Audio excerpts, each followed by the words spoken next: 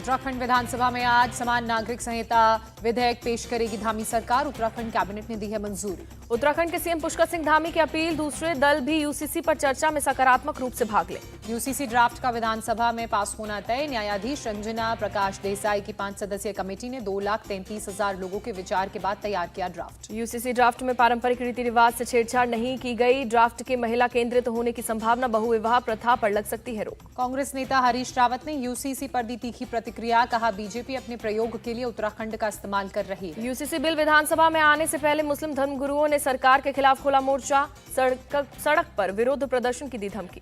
देहरादून में विधानसभा के बाहर सुरक्षा बढ़ाई गई। आसपास के इलाकों में धारा 144 लागू। 8 फरवरी रात तक सत्र चलेगा। मौलाना मुफ्ती सलमान अजहरी की आज जूनागढ़ कोर्ट में पेशी। हेट स्पीच मामले में गुजरात एटीएस ने किया गिरफ्तार। मौलाना मुफ्ती सलमान को सोमवार को मुंबई से लाया गया जूनागढ़। मुंबई की अदालत से मिली है 2 दिन की रिमांड। गुजरात एटीएस आज कोर्ट से करेगी मौलाना अजहरी के रिमांड की मांग। हेट स्पीच के पीछे की मंशा जानने में जुटी एटीएस। मौलाना अजहरी की गिरफ्तारी पर हंगामा मामले पर मुंबई पुलिस का एक्शन। 5 लोगों को गिरफ्तार किया। मुंबई के घाटकोपर थाने पर हंगामे केस में 900 से 1000 लोगों के खिलाफ केस दर्ज। पुलिस ने अब तक 16 लोगों की पहचान की। व्यास तहखाने में पूजा पर रोक लगाने वाली याचिका पर आज इलाहाबाद हाईकोर्ट में होगी सुनवाई। मुस्लिम पक्ष ने जिला जज के आदेश के खिलाफ दाखिल की है याचिका। ज्ञानवापी के बाकी तहखानों की भी एएसआई सर्वे की मांग पर आज वाराणसी कोर्ट में होगी सुनवाई। हिंदू पक्ष ने लगाई है अर्जी। वाराणसी में व्यास जी के तहखाने के दर्शन के लिए उमड़ रही भक्तों की भीड़। कोर्ट के आदेश के बाद तहखाने में हर रोज पूजा और आरती। पीएम मोदी आज गोवा दौरे पर जाएंगे। ओएनजीसी सर्वाइवल सेंटर का उद्घाटन करेंगे। वैश्विक तेल और गैस कंपनियों के सीईओ और एक्सपर्ट से भी करेंगे संवाद। गोवा में भारत ऊर्जा सप्ताह कार्यक्रम का भी उद्घाटन करेंगे प्रधानमंत्री। विकसित भारत विकसित गोवा 2047 कार्यक्रम में भी लेंगे हिस्सा। गोवा में 1330 करोड़ रुपए से अधिक की परियोजना का भी उद्घाटन और शिलान्यास करेंगे प्रधानमंत्री। राष्ट्रीय प्रौद्योगिकी संस्थान गोवा के स्थायी परिसर का उद्घाटन और रोजगार मेले में भी करेंगे शिरकत। लोकसभा में आज से शुरू होगी बजट पर चर्चा। 1 फरवरी को पेश हुआ था अंतरिम बजट। कांग्रेस सांसद मनीष तिवारी ने लोकसभा में स्थगन प्रस्ताव का दिया नोटिस। भारत चीन सीमा के हालात पर चर्चा की मांग की। लोकसभा चुनाव को लेकर पीएम मोदी की बड़ी भविष्यवाणी। कहा, बीजेपी को 370 सीट और एनडीए 400 पार। ईडी कार्रवाई पर बोले पीएम मोदी, जितना जुल्म कर लो, करप्शन पर एक्शन लेता रहूंगा। पीएमएलए के तहत 2 गुना केस दर्ज हुए। पीएम मोदी ने कहा, चोरों का महिमा मंडन नहीं होने दूंगा। जिसने देश को लूटा है उसे लौटाना पड़ेगा। राहुल को लॉन्च करते करते कांग्रेस फेल हो गई। पीएम मोदी बोले, इनकी दुकान पर ताला लगने की नौबत आ गई। कांग्रेस पर जमकर बरसे प्रधानमंत्री मोदी। कहा, इनकी सुस्त रफ्तार का कोई मुकाबला नहीं। हमने जो 10 साल में किया, कांग्रेस को 100 साल लगते। इंडिया अलायंस पर भी पीएम का निशाना। पहले कांग्रेस ने भानुमति का कुनबा जोड़ा, फिर अलायंस का ही अलाइनमेंट बिगाड़ दिया।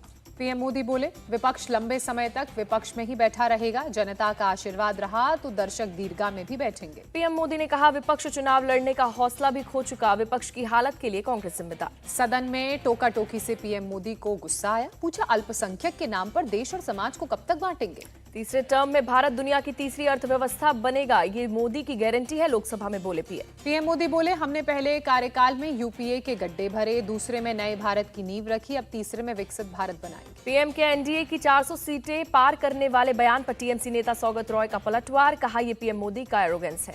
सांसद दानिश अली ने पीएम मोदी के भाषण को अहंकारी भाषण करार दिया। बोले, देश की जनता अहंकार तोड़ देती है। अपने अहंकार के कारण पीएम को 2014 पहले का भारत नजर नहीं आता। कांग्रेस सांसद गौरव गोगोई का बयान। बीजेपी नेता रविशंकर प्रसाद ने कहा, पीएम ने सच कहा, जनता का मूड 400 के पार। मोदी है तो मुमकिन है, देश की जनता का पीएम पर विश्वास। 400 के पार वाले बयान पर केंद्रीय मंत्री गिरिराज सिंह का बयान। कर्नाटक के उप मुख्यमंत्री डीके शिव कुमार का बयान। बोले, राहुल गांधी हमारे नेता, प्रधानमंत्री उनसे क्यों डरते। डीके शिव कुमार ने कहा, राहुल गांधी देश भर में घूम रहे हैं, उत्तर से दक्षिण और पूर्व से पश्चिम। लोकसभा में अधीर रंजन ने राम का मुद्दा उठाया। कहा, राम को चुनावी मुद्दा मत बनाइए, अल्पसंख्यक आबादी में डर पैदा हो रहा है। अधीर रंजन ने पाकिस्तान चीन को लेकर सरकार को घेरा। कहा, हिम्मत है तो पीओके से एक सेब ला कर दे।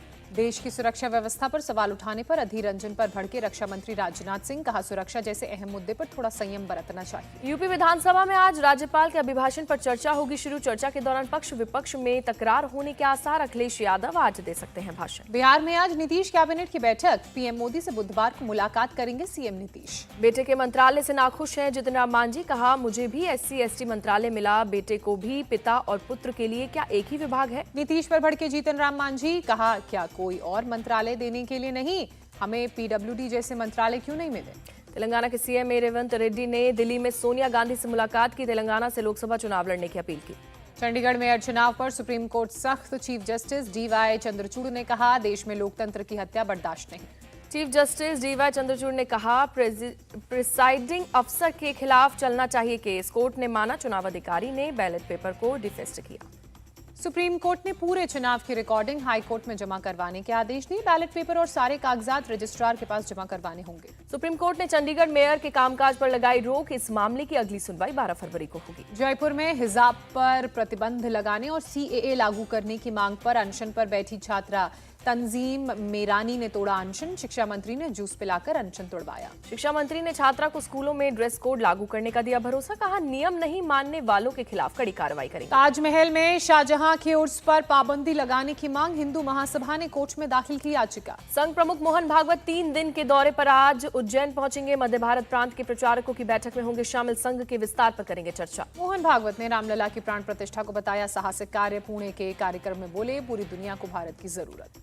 मोहन भागवत ने कहा भारत को समर्थ बनाना होगा वरना दुनिया का विनाश जल्द ही हो जाएगा। बागपत लाक्षागृह और मजार विवाद पर कोर्ट का फैसला। हिंदू पक्ष को मिला 100 बीघा जमीन और मजार पर मालिकाना हक। हिंदुत्व को लेकर बोले उद्धव ठाकरे। कहा हमारा हिंदुत्व 2 धर्मों में आग लगाने वाला नहीं है। हम पीएम मोदी के दुश्मन उन्हें नहीं मानते पर वो हमें समझते हैं। रत्नागिरी में उद्धव ठाकरे का बयान। कोंकण के सिंधुदुर्ग जिले में राजनीतिक यात्रा पर गए उद्धव ठाकरे ने वंदे भारत ट्रेन में की यात्रा। पत्नी रश्मि ठाकरे के साथ चिपलुन से मुंबई रवाना। झारखंड विधानसभा से हेमंत सोरेन का चैलेंज। साबित करें जमीन मेरे नाम है, प्रूफ हुआ तो राजनीति छोड़ दूंगा। हेमंत सोरेन ने विधानसभा में खेला विक्टिम कार्ड। कहा मेरी गिरफ्तारी में राजभवन भी शामिल। इनको आदिवासी और दलितों से घृणा। हेमंत सोरेन के चैलेंज पर बीजेपी प्रदेश अध्यक्ष बाबूलाल मरांडी का पलटवार। हेमंत सोरेन ने अलग अलग नामों से जमीन के टुकड़े खरीदे, सजा जरूर मिलेगी। गुना के मुंगावली में दिखा केंद्रीय मंत्री ज्योतिरादित्य सिंधिया का अलग अंदाज। अचानक गाड़ी से उतरकर ठेले और रेडी वाले दुकानदारों से मुलाकात की।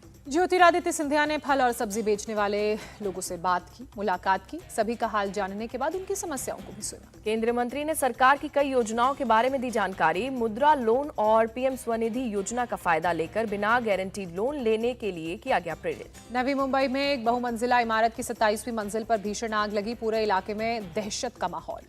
मौके पर धू-धू कर उठी लपटें। दमकल की गाड़ियों ने कड़ी मशक्कत के बाद पाया काबू। आग लगने की वजह अभी साफ नहीं। हादसे में किसी के घायल होने की खबर नहीं। गया में एक शख्स ने घर में दिया धमकी भरा पत्र। स्थानीय लोगों ने पकड़कर पुलिस के हवाले किया। शख्स के पास से भाकपा माओवादी का लिथोपैड समेत कई सामान मिला। पुलिस ने दर्ज किया केस। आरोपी से पूछताछ में एक नक्सली के बारे में मिली जानकारी। पुलिस ने उसे भी किया गिरफ्तार।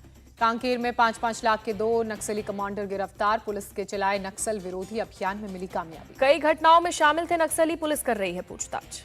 दिल्ली में ठंड से फिलहाल राहत नहीं। सुबह के वक्त दिखा हल्का कोहरा। हिमाचल प्रदेश के मनाली में हुई ताजा बर्फबारी। तापमान में आई गिरावट। बर्फबारी के बाद दिखा खूबसूरत नजारा। चारों तरफ बर्फ की सफेद चादर। मनाली के सोलंग नाला घाटी में हुई बर्फबारी। सफेद नजर आया पूरा इलाका। केदारनाथ में भी हुई बर्फबारी। मंदिर के आसपास बर्फ की मोटी परत जमी।